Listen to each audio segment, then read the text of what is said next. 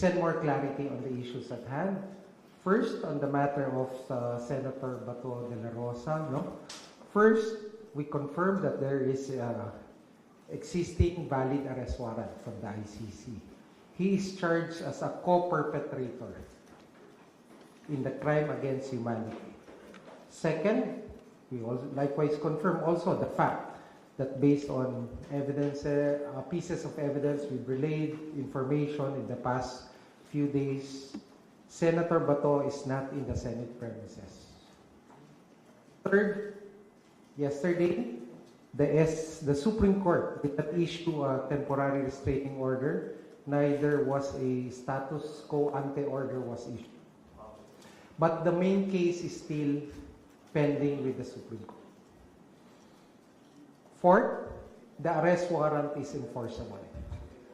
Based on all these four basic premises, I would like to confirm. One, the Philippine law enforcement agencies, which would include the PNP, the National Bureau of Investigation, are now tasked to effect the arrest of Senator Bato de la Rosa.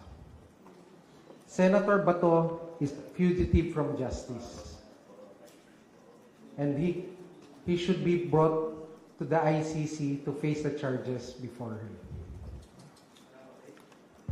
Okay. On the matter regarding the ongoing the panel, the investigation of the DOJ panel on the events that transpired from May 11 to May 14. It's ongoing. We are in receipt already of the report from the GSIS. We are already also in receipt of the complete report from the NBI. The PNP asked for some time to collate, remember the press briefing I had together with General Nartates and Secretary John Vic at the Office of the President the other day. The PNP is collating all documents and will be transmitting it to us soon. Next, we also made a request to the MMDA for all footages related to, especially during May 14, after the 2:30 a.m. Apparent escape of Senator Bato from the Senate premises. Our panel also would be inspecting physically. The exact time would be either tomorrow or today. We'll be visiting GSI's premises, and there's request also for a similar visit also to the Senate premises where the event transpired. Okay, so I can take Paulo. I can take one or two questions.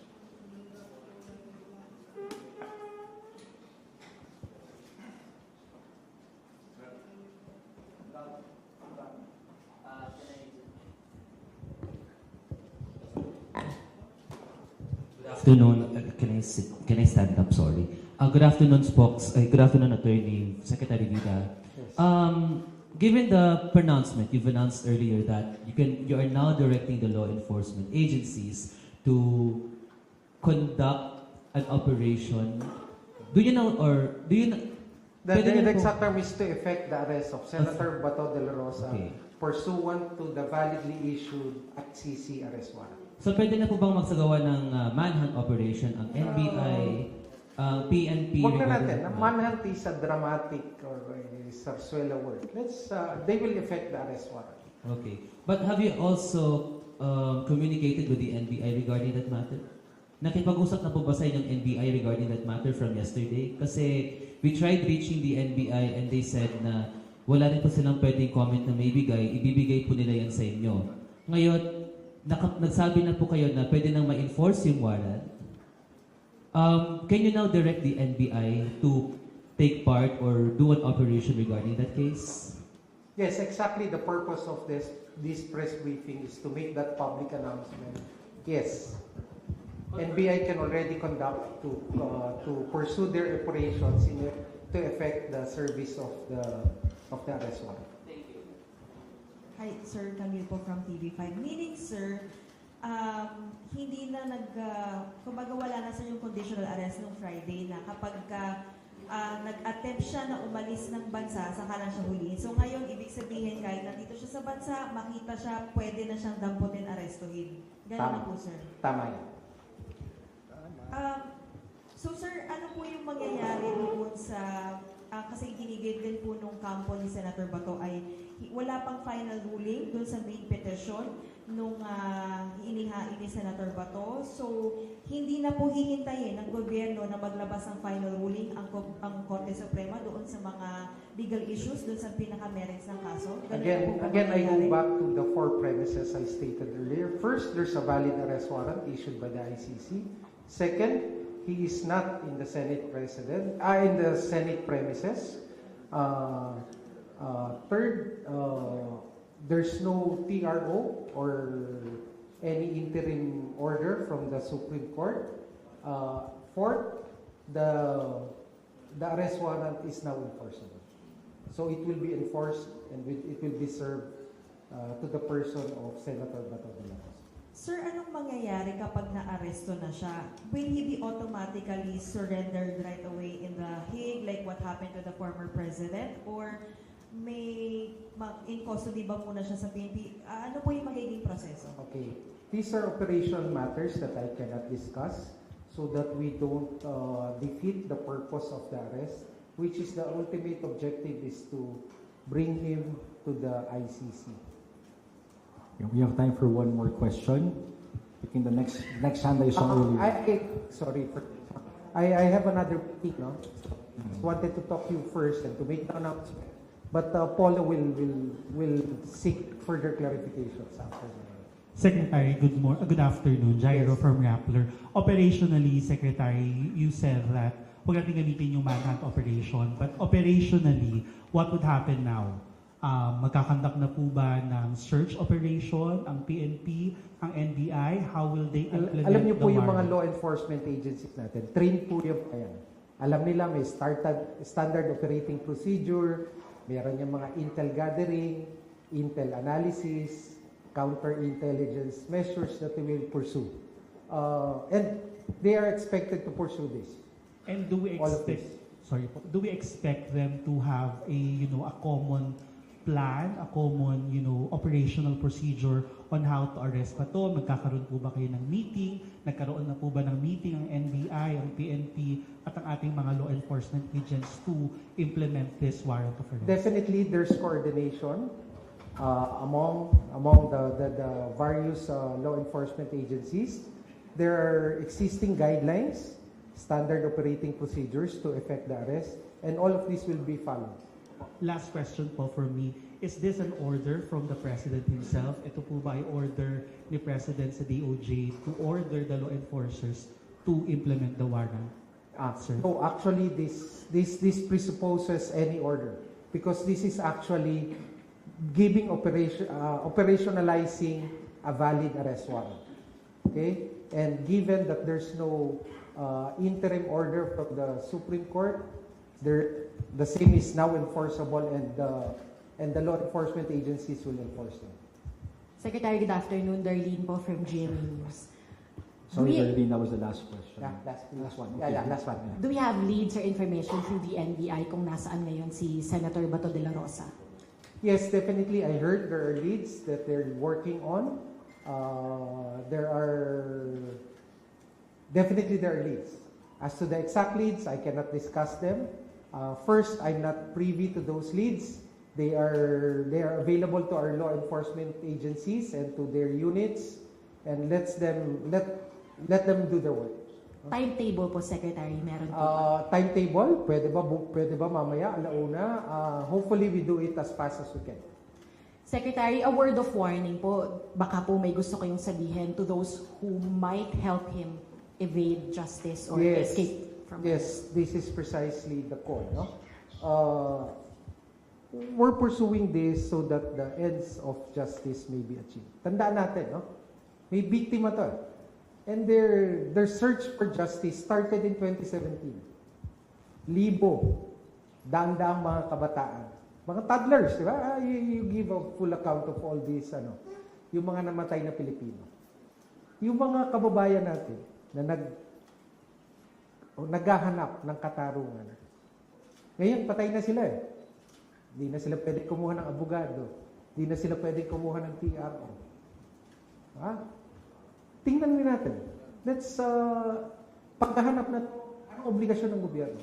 Ang obligasyon ng gobyerno, alalayan, tulungan, para yung sinasaliksik nila at hinahanap na katarungan makamit. At ito po, ang pag-aaresto kay Senator Bato ay bahagi dito. Pero sa kabila po na siya ay maaresto, meron pa rin po siyang karapatan. At kinikilala natin yung mga karapatan niya. At ito po ay kikilalanin din ng ICC. Batid po natin ito. Kaya po sa ating lahat, no? Ang sa akin din pong pakiusap, those who might be aiding or abetting or helping Senator Bato evade the law, there are consequences. Alam natin na sa panuntunan ng rule of law may pananagutan. Pinagtago, hindi lamang po sa sa mata ng batas ng Pilipinas, pati rin po sa batas ng ICC. Kasi dahil siya isang validly issued arrest warrant, diba, ng ICC, meron din po mga panuntunan. Hindi ho ako law expert ng ICC. Hindi na nakontra. Pero may mga panuntunan din po. Na pag meron kang ginawa para masawata ang maayos at matiwasay na pagsisilbi ng isang arrest warrant, may pananagutan ka rin. Diba? Kaya nananawagan po tayo. We need a closure on this one. Okay? So, ito na lamang po. Ay maraming salamat po sa inyong pakikinig. I think Paulo would ably answer to your clarifications. Maraming salamat. Magandang hapon sa inyong lahat.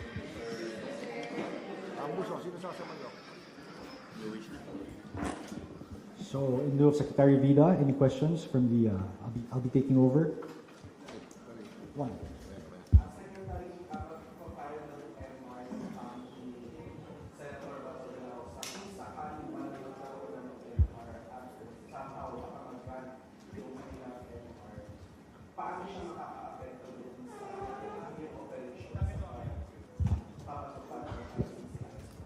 Alam po natin na MR is a legal remedy available to Senator Bato. No, that's available to any person whose application may have been denied before any court. But be that as it may, ito po yung directive ngayon, and it's too early for us to speculate. Okay, I think we'll cross the bridge when we get there. That's the, ito muna tayo. No? And the directive is that there is now that instruction, okay, that the warrant is enforceable. Attorney Naomi Almohanco from Balitang Business. Regarding naman po kay Senator Robin Padilla, since lumabas na nga po yung video from PNP na CCTV, may pananagutan din po ba sa Senator?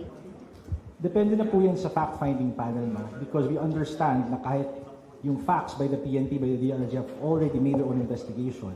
At the end of the day, the DOJ will be the one to see kung yung facts po na yan may kaakibat na element in the crimes charged or whatever crime may be warranted. Okay, so as to whether or not they may be held liable, that will depend entirely on what facts are present. And so the facts are not yet ascertained. No? So we'll see by then. Yes, sir.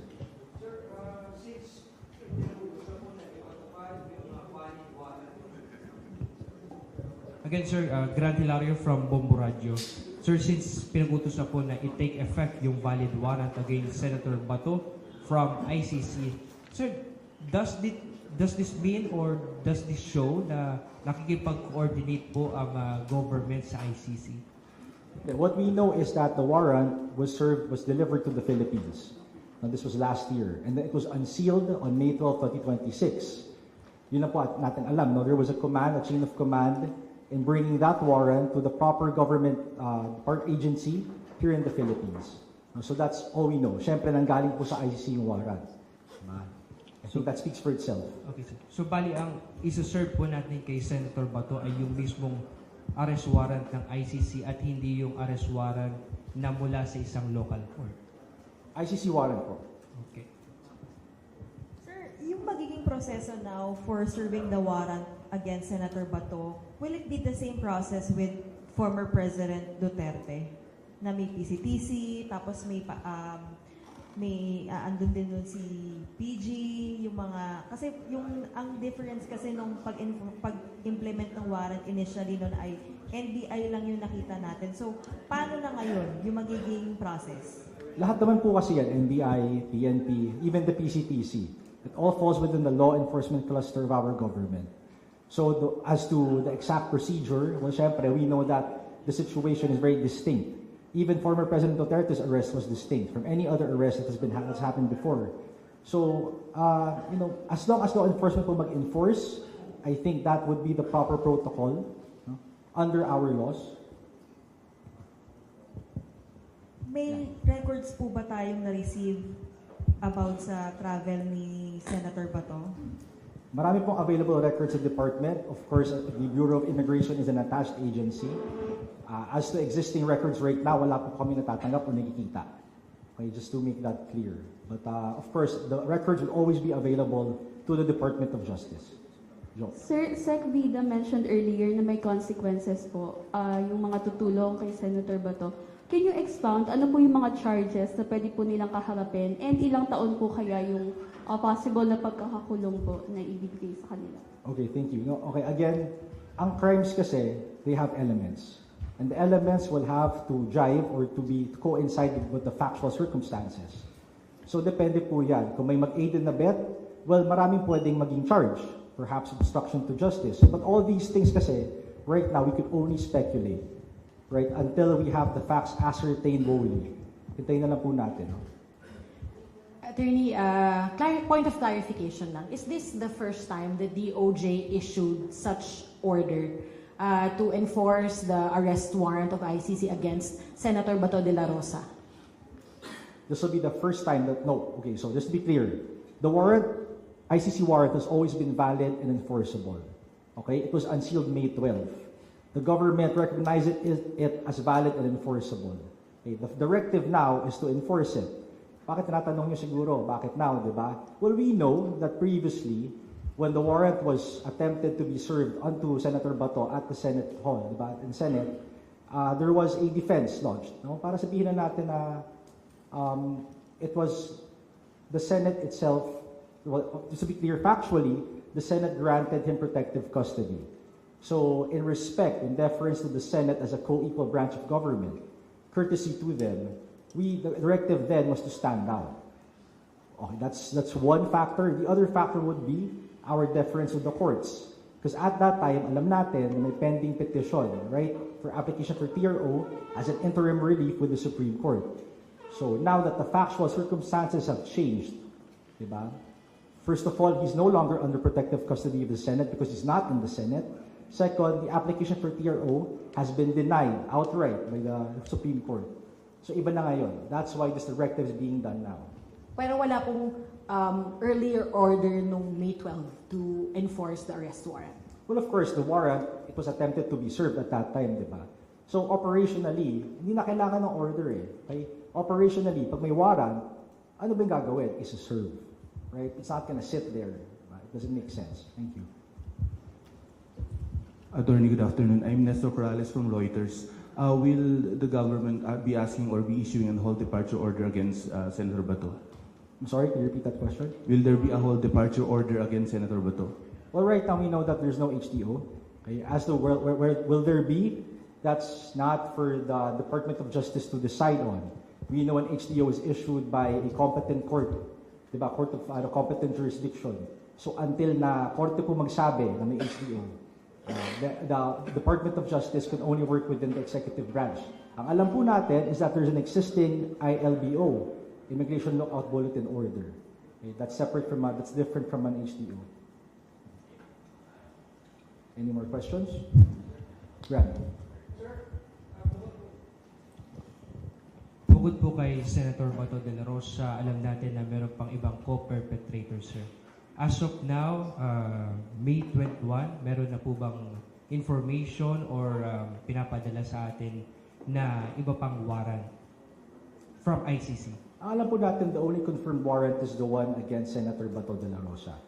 Okay, as to what other warrant may be there, may be issued by the ICC, well, of course, we're not privy to that. That's entirely up to the court. Up until such time, nag-declare po ang ICC mismo, diba, or us through after the ICC has delivered any such warrant, then we can only confirm Senator Bato de la Rosa's own warrant. And sir, if ever na maglabas man ng iba pang warrant ang ICC sa co-perpetrators, same din po ba na kikilalanin natin at i-enforce po ng DOJ? We'll cross that bridge when we get there, syempre. Diba? Alam lang po natin is that the Philippine government was a party to the Rome Statute. Diba? So, as to the details, the nuances, tingnan po natin pag dumating, if and when. Prosec, good afternoon again, Good I'm sorry. afternoon. What would be the legal framework that would be followed by the Department of Justice? Would we seek advice from the OSG? So, especially on whether to, bring him to a local competent court or not. What would be the legal framework, if ever? Well, again, the answer is the same. We'll cross that bridge when we get there. As to what legal framework, of course, the legal framework that operates within the Philippines, and we know that's not just our laws. Okay, we also understand that we were a party again to the Rome Statute. So, we're also a party. We're not only a party to that. We're also a party to many different treaties. So it's not just when we say framework, legal framework. It's the whole operation of all our laws. Yes, sir. Benedict Samson po from UNTV. So, attorney, ginigit ng kampo ni Senator Bato na hindi daw dumaan sa proper channel itong ICC warrant of arrest. Totoo po ba ito? Paano yung coordination? As to the claim na hindi dumaan sa proper channel, that begs the question. Ano ba yung tingin niya, yung proper channel, and ano ba tingin niya nangyari? Diba? The government, the DOJ stands by its position that there was coordination among different branches. Diba? Contrary to what others may be speculating, that the warrant was delivered to the PCTC and then delivered to the NBI in turn. The NBI's law enforcement then attempted to enforce the warrant. Syempre, we know what happened at the Senate during the period of May 11 to May 14. Okay? Sir, good afternoon. So, pwede bang clarify lang, ano po yung mga possible processes na pagdaanan ni Senator Bato once na ma-aresto siya or before siya dalhin sa ICC, turn over sa ICC? Again, sir, let's just focus lang po muna tayo sa ngayon. No? Ang alam natin may directive na to enforce the warrant. Okay? He will be arrested if found. Diba? And on that note, we encourage the citizens of the Philippines to exercise their sense of civic duty na kung may leads po. Diba? Again, to echo Secretary Vida, it's crowdsourcing. If any information is available to the department and to the government as to Senator Bato's whereabouts, we encourage everyone, we implore everyone to submit that evidence, to submit that information. As to what gagawin, sir, pag na-aresto siya, syempre, may proseso din po yan. But right now, we'll have to first find out where he is. First to arrest him. That's the goal. Okay, again, with the available information to us, as well as all the information that we can gather from everyone in the country. Attorney, in the absence not really in the absence of any operation, manhunt, whatever you want to call it, but would you want to call on Senator Bato to turn himself over to the authorities instead? Yes, of course. No, we know na it will make the job of the government easier if an accused or if a fugitive from justice were to surrender himself. Diba? That's as far as we know. Surrender, make our lives easier. Thank you. Secretary. Hi. Sir. Yes, sir. Yes. So what's the DOJ or the government's mechanism to ensure that Senator Bato will not escape from the country? Aside from the ILBO, will you be applying for a whole departure order? Or is this applicable in the case of Senator Bato? Well, okay, just to be technical, sir, no, you can't apply for a whole departure order because there's no existing case against him. Okay, you may apply for a PHDO, but even then, there will have to be a case pending preliminary investigation, both of which can only be applied for in the courts. All right, so of course, we want to follow the law, and the law says that these remedies, provisional as they may be, are only available in the court of law in the Philippines, diba? So what can we do against the ILBO? But not with that being said, syempre may mga mechanism din tayo na to make sure to have oversight over him, right? Hindi naman yan basta-basta we will let him roam around, just to be clear. The Philippine government has resources, and again, at the same time, we encourage the public to give us information, make our lives easier. Sir, excuse me. On a not related topic po, sir, about dun sa naging investigation, sir. Sinabi po ni Senator Alan Peter Cayetano that he castigated the DOJ for acting as if parang naging villain na siya in conducting an investigation dun sa naging incident. Can you provide a comment on that and assure the public, assure the Senate that it will become transparent? As to his statements, you mean? Yes po, sir. Okay, no, for this kasi, this goes into whatever facts may be discovered or ascertained by the panel, no? So, we would rather not comment on that. The Department of Justice convened for this fact-finding panel for the precise reason of investigating what really transpired during the period of May 11 to May 14. So, we'll let them do their own job. Okay, so we'd rather not preempt any findings. We'd rather not preclude them from what they may say on their own competence. Okay? So yun lang po muna. Sir, last question, please. What is the position of the government or reaction from the government doon po sa apela ni Senator De La Rosa na sana huwag siya isuko ni Pangulong Marcos sa ICC at protektahan siya bilang Pilipino po? Alam niyo po, okay, the Philippines is a sovereign state. Right? That is the reason why it was able to enter into treaties in the first place. That is the reason why it chooses to uphold the obligations it had in that treaty, okay, in the Rome Statute. We were a member of the ICC being an internationally recognized court, not a foreign court, just to be clear, internationally recognized court. So lahat po ng ginagawa natin ngayon is in the exercise of our absolute sovereignty, not the other way around, just to be clear. Okay, thank you. Sige, one last. Sir, kung hindi pwede mag-apply ng HDO dahil sabi nyo walang existing case, as you said earlier, possible ba na mag-apply ang government ng Interpol Red Notice for him? Pwede ba yun? As far as I know, there is an application for an Interpol Red Notice. Of course, I mean, that is a remedy available to us, syempre. Diba? There is one. Okay. Sir, to clarify, ito na talaga. So, ang HDO applicable lang sa cases dito? Applicable lang sa cases dito kasi korte lang ng Pilipinas ang po pwede mag-issue nun. Okay. Yun lang naman yung naging issue kasi, of course, the HDO cannot be enforced anywhere else. Okay? As opposed to an ICC warrant na international warrant. Thank you for your time.